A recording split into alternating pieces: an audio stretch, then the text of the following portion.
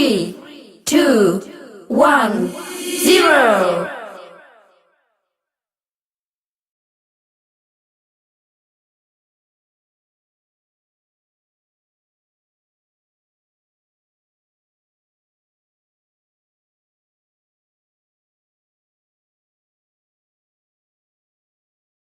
جی بسم اللہ الرحمن الرحیم. ناظرین السلام علیکم ورحمۃ اللہ وبرکاتہ.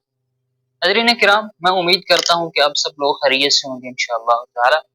ناظرین کرام، ہم ناکامی کسے خیال کرتے ہیں؟ مان لیں اگر میں بورڈ کے پیپروں میں فیل ہو جاتا ہوں تو میں اسے ناکامی خیال کرتا ہوں. اگر کسی دن کاروبار میں مجھے نقصان ہو گیا تو میں اسے ناکامی خیال کرتا ہوں. اگر میرے پاس اچھا گھر یا اچھی سواری نہیں تو میں اسے ناکامی خیال کرتا ہوں. ناظرین کرام، یہ ناکامیاں نہیں، اصل میں ناکامی کچھ اور ہے. ناظرین کرام، یہ بات میں نے آپ کی خدمت میں اس لیے عرض کی ہے کیونکہ آج میں آپ کے سامنے سورۃ العصر کی تفسیر رکھنا چاہتا ہوں، جس میں اللہ تبارک و تعالیٰ نے بتایا ہے کہ کامیابی اور کامیاب لوگ کون ہیں، جبکہ ناکامی اور ناکام لوگ کون ہیں. ناظرین کرام، آئیے بلا تاخیر سورت کی طرف چلتے ہیں. اعوذ باللہ من الشیطان الرجیم، بسم اللہ الرحمن الرحیم. اللہ تبارک و تعالیٰ ارشاد فرماتے ہیں والعصر ان الانسان لفی خسر، کہ قسم ہے زمانے کی، ساری کی ساری انسانیت یقیناً بے شک گھاٹے اور خسارے میں ہے. ناظرین کرام، اللہ تبارک و تعالیٰ ویسے بھی اگر بات کرتے تو اللہ سے بڑھ کر سچی بات کس کی ہو سکتی ہے، لیکن اللہ تبارک و تعالیٰ نے قسم اٹھا کر یہ بات کی. یہ بات اللہ تبارک و تعالیٰ نے قسم اٹھا کر اس لیے کی تاکہ ہمیں پتہ چلے کہ میں رب العالمین قسم اٹھا کر یہ بات کر رہا ہوں تو اس کی اہمیت کتنی ہوگی. ناظرین کرام، جیسا کہ آپ نے سنا، اللہ تعالیٰ فرماتے ہیں زمانے کی قسم، ساری کی ساری انسانیت گھاٹے اور خسارے میں ہے. ناظرین، اللہ تبارک و تعالیٰ نے زمانے کی قسم اٹھا کر ساری کی ساری انسانیت کو گھاٹے اور خسارے میں اس لیے قرار دیا. اس کا مطلب یہ ہے کہ انسان وقت کو ضائع کر کے گھاٹے اور خسارے کے اندر ہے. ناظرین کرام، وقت اللہ تبارک و تعالیٰ کی ایک عظیم نعمت، لیکن آج ہم اسے ضائع کر رہے ہیں. بعض لوگ ایسے ہیں جن کو موبائل سے ہی فرصت نہیں ملتی، بعض لوگ ایسے ہیں جو ہمیشہ کاروبار میں مصروف رہتے ہیں، بعض لوگ ایسے ہیں جو آن لائن پیسہ ہی کماتے رہتے ہیں، بعض لوگ ایسے ہیں جو ہمیشہ نشہ ہی کرتے رہتے ہیں. بعض لوگ ناظرین کرام ایسے بھی ہیں جن کو اپنی اولاد کی ہی فکر پڑی رہتی ہے. بعض لوگ ایسے ہیں ناظرین کرام، بعض لوگ ایسے ہیں جن کو ہمیشہ باتیں کرنے کی ہی فکر پڑی رہتی ہے، اور بعض لوگ ایسے ہیں جو لڑکیوں کے ہی چکر میں پڑے رہتے ہیں. ناظرین کرام، لیکن اصل بات جو ہماری زندگی کا مقصد ہے یعنی کہ عبادت، اس کی طرف ہماری توجہ نہیں ہے. ناظرین کرام، اس لیے اللہ تبارک و تعالیٰ فرماتے ہیں کہ تم اے لوگوں وقت کو ضائع کر کے گھاٹے اور خسارے میں ہو. پھر آگے اللہ تبارک و تعالیٰ ارشاد فرماتے ہیں الا الذین آمنوا وعملوا الصالحات وتواصوا بالحق وتواصوا بالصبر. اللہ تبارک و تعالیٰ 4 طرح کے لوگوں کو کامیاب قرار دیتے ہیں، یعنی فرمایا کہ تمام لوگ گھاٹے اور خسارے میں ہیں، صرف 4 صفات ایسی ہیں، یعنی صرف 4 طرح کے لوگ ایسے ہیں جو گھاٹے اور خسارے سے بچے ہوئے ہیں. وہ 4 طرح کے لوگ کون ہیں؟ میں آپ کے سامنے بھی ترتیب بیان کرتا ہوں.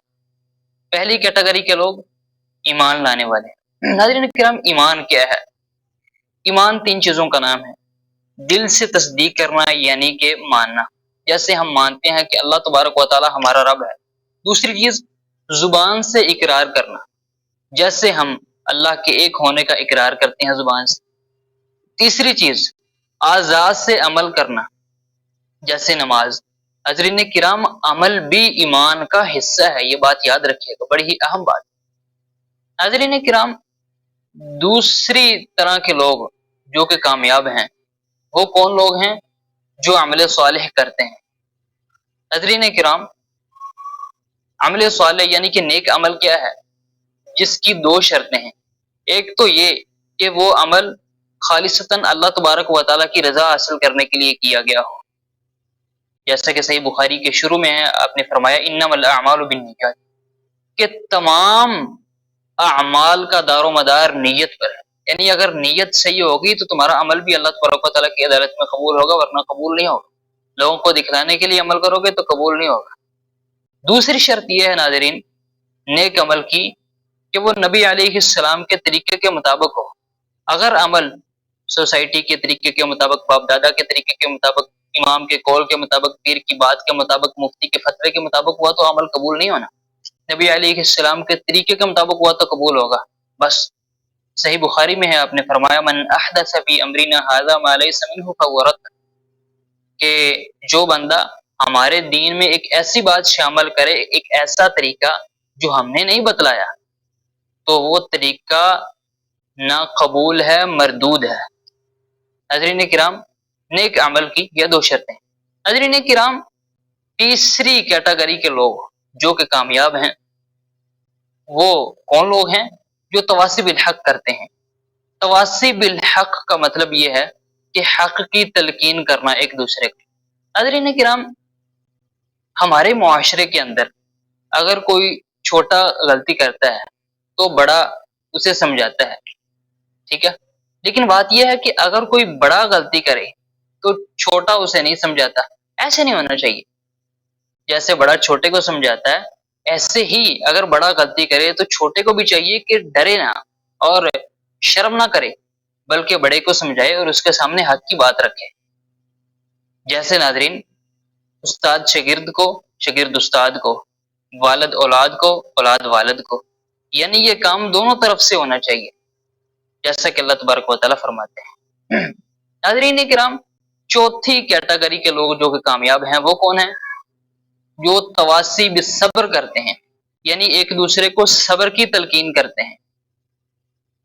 اس کی مثال آپ یوں سمجھ لیں جیسا کہ کسی گھر میں فوتگی ہوگی تو اب وہ ایک دوسرے کو صبر کی تلقین کرتے ہیں کہ بھئی آپ صبر کریں، کوئی بات نہیں، جانے والا چلا گیا۔